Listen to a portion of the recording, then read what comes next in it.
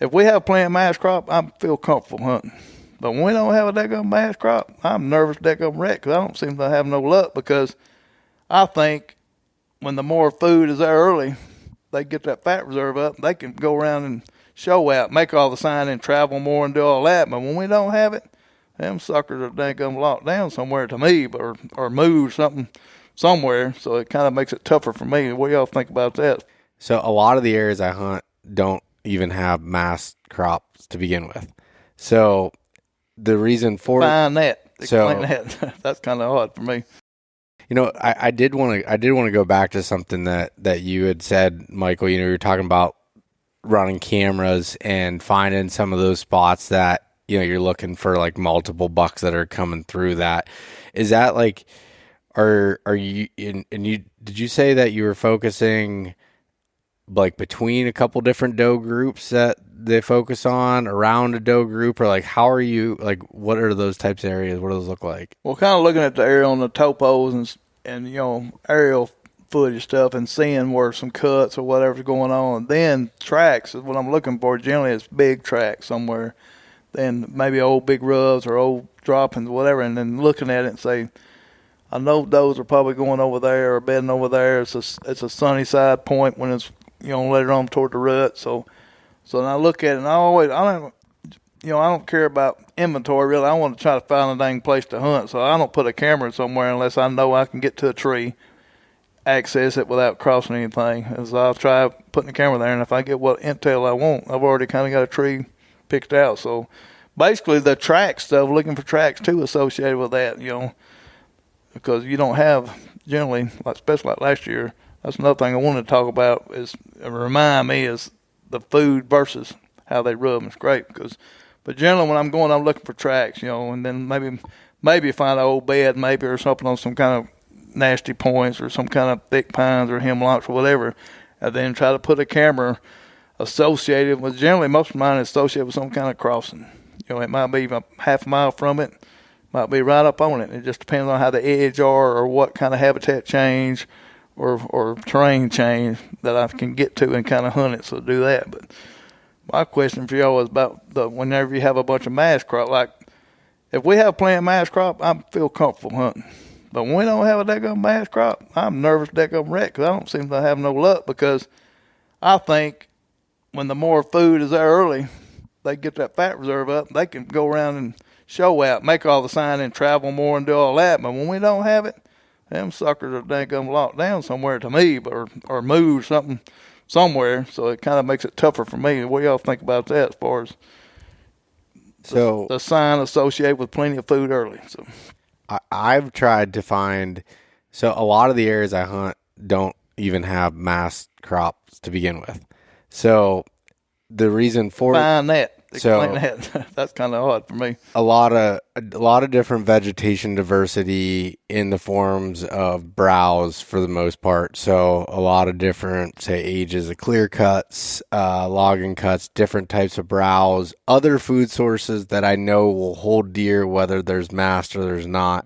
And in some of those places, there's just no oak trees. When I say that, now they're different masts as far as cherries, beech, at times, but those areas I can rely on almost year after year after year as far as consistency in that historical data. So I have those, and I also have areas that are heavily reliant on mast, but when those aren't mast years, I just go to a different area that's got more of that other stuff that I know that they can sustain and they're used to sustaining without having the actual mast crop. That's how I've looked at it. I personally have not hunted in an area that, say for example, something that's a dominant oak forest on years when there wasn't mast.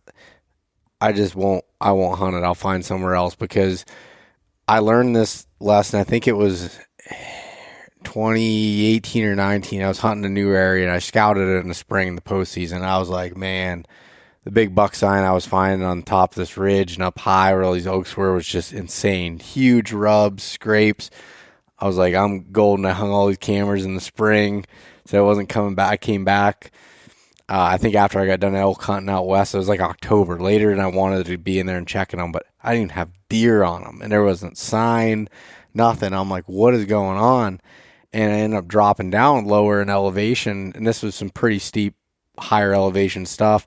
As I went down lower, there was some cherry trees that were dropping and some beech nuts, and I can't remember, there was something else that was dropping lower, but all that sign was down low then. So they didn't go that far in that situation, but they were adjusting, and that they were even seemingly bedding lower. Everything was associated around that food. Now that was in more of a micro area versus, but it still had some diversity versus like areas that are just, oak trees.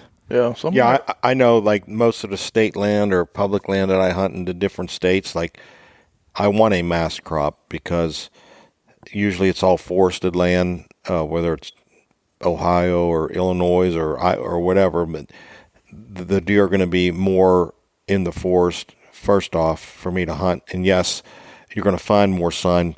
Like we hunted this year in Ohio, and there's been a mast crop in that big state forest for 3 years, and I feel like it tends to, like I know that state forest for 4 years straight didn't have hardly any of a mast crop, and you'd get few deer, but then there'd be like years that had a mast crop, the deer would be there, but I feel like now that we had mast crop for 3 or 4 years, there's like they're starting to reside there. They're getting pulled in from ag or maybe someone's bait pile, to private land, like down Ohio where we hunted this year in January. There was bucks galore, because, and I said, Beau, there's been acorns here in January, December for the last 3 years. So like they're starting to live here year round. There was times when there'd be a random year that had mast and nothing, and like they would disappear.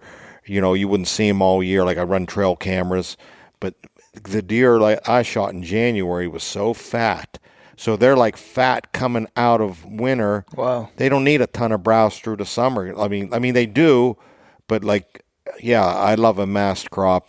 I don't care if you have hundreds and hundreds of acres of acorns. I'd rather hunt that than no mast crop. I'll leave, like Beau said. I'll go hunt lower elevation, find some mast. I'm not going to be there when the deer are far and few between, and it's like big forested area, and they're just relying on browse that doesn't even hardly grow there. Well, I have a hard time like ours. They're moving them daggum mountain laurel, and get in there, and it's daggum thick, and you try to get in there, them suckers know you're there, so it makes it tougher for me as far as that. Now, I don't get around the cuts much because generally they get more pressure. So, of course, you might have to think about it because the deer, the does will still get in that stuff, but the bucks might go to them to check. We'll see, like, around my area here, they're starting to do more cutting, like Beau said, and it's putting more deer in the area. And I think I don't know if I'm right, maybe Kenny would know, but I think the last 3-4 years they did a lot of cutting, and I feel like they do so much cutting that the deer can't compete with all the succession of the plant life. So more takes off. But historically, 6-7 years ago, there was only a few cuts and a lot of big woods, and them few cuts had all the hunters and it had a lot of sign, right, but not the big ones would only, and I tell people, find the ideal areas with the clear cuts, the terrain, the water, habitat for the animals, different age classes of cuts and forest, and you'll find the general deer population being good, but then you can also bank on all the guys that are learning and listening to Beau's podcasts and reading, and they're going to these areas too. So like, start with that and then work, go downwind, get away from there. But know that holds the population of deer. And I always say, if a mature deer either needs like cover, rugged terrain, or just something that is inaccessible. First of all, you got to make sure there's those three things that he can survive year to year. So you have that in place, but then you have these ideal like habitat for deer, that the 2 to 3 the yearlings and all the does and family. So then you just got to start getting a little further away. And like you said, there'd be a lot of nighttime activity, him coming in there. But it's took so many years for me to learn that. Hunting them areas, seeing them big rubs, oh, he's here, but he isn't, and I learned that some of these bucks will leave that big sign and rarely be there, just kind of a calling card to all them litter deer, like, right. Hey, I'm still here. Right. I'm not, but still, so sometimes you got to go downwind. It might be a half a mile or something to find where he's got his own little spot. Or the other thing is, like, with the cuts specifically.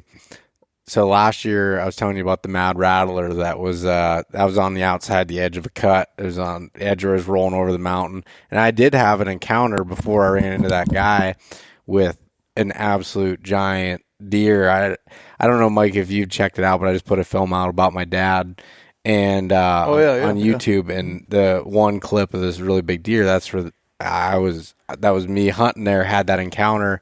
And then it was like, after that, I was running into people on this outside so much, but this cut was so big, I was like, I need to go in that cut. And it got super windy that day, so I felt like I could get on the ground. It was November 1st, and I ended up going in that cut and just still hunting on the ground. And that's where I ended up shooting my deer in the center of that cut, in the thick, nasty spots where people couldn't put tree stands in there unless they were hacking things out. And do it. I mean, I shot him at 10 yards because it was like that was still thick what I was shooting through in that situation. And I think sometimes that outside, at least like when it comes to the cuts, it's an outside the box thing. But I know what you're saying with and kind of the example Johnny gave, when there's only a few cuts, we're in a situation now in a lot of the areas I've hunted where they're cutting so much that you can't get enough hunters to pack all of the cuts. Wow. Yeah, they're starting to pick up a little bit more of that main area. Some of the other areas they're cutting all the time. So, are they? Yeah, but I don't go them as much as they do the main area. Where I'm concentrating on try for the bigger bucks. So, So what made you in that cut? What specific? I mean, why did you stop right there wherever you shot the deer at? What kind of terrain or what? So that was a situation where, and I'd been looking on a map because after I had the encounter with that big deer the first day I hunted there, I sat for another 3 days and didn't see anything, and I was like, I gotta change something up. And I saw that wind coming, so I'm looking on the map and I'm trying to look at the inside of the cut and looking for any difference. Like, there's this giant cut, so it all looks kind of the same, and I could just see two different kind of colors inside of an edge, and I'm like, that one area looks thicker than the other, and there's just kind of a transition line. So my plan was, with the way the wind was blowing, kind of blowing from the thicker stuff out. And when I say more open, it's still pretty thick, but there was a little bit more brokenness to it. So I was like, I'll work my way down and just call. I just go down, I call, snap on branches, call, just kind of like acting like a buck coming through there. And I had actually bumped some deer, but the wind was in my direction. I heard them kind of just like trot off. And so I moved up to where they were. I could see the beds and it looked like a buck and a doe. And I could see a little opening about 10 yards in front of me, and I moved up just to where I could potentially get a shot. And then I just got down on my knees and I started calling, and then I heard brr, brr, and I heard a deer running, and a doe came out first, and this buck was bumping this doe back around. And she kind of worked her way through, and then all of a sudden I saw him just kind of coming through. And he wasn't, I mean, he was aggressive, but he was also kind of just like feeding as he's going through, just bumping this doe around, and that's how I shot him there. Wow, that's cool. Yeah, it was just finding that little bit of that variation inside of that overall. Micro habitat and a big habitat, yeah. basically, or something.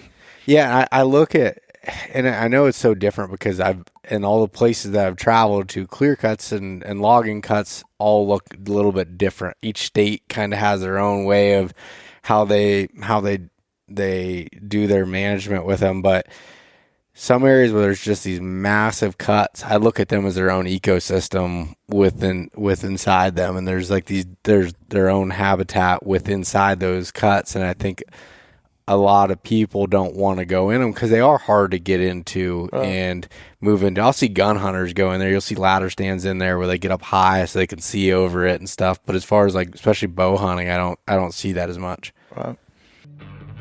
Hey guys, thanks so much for listening. If you enjoyed this conversation, share it with your buddies. leave us a rating, a review, and subscribe. If you want to check out more content like this, there's plenty in the links below. We truly appreciate having you guys along with us.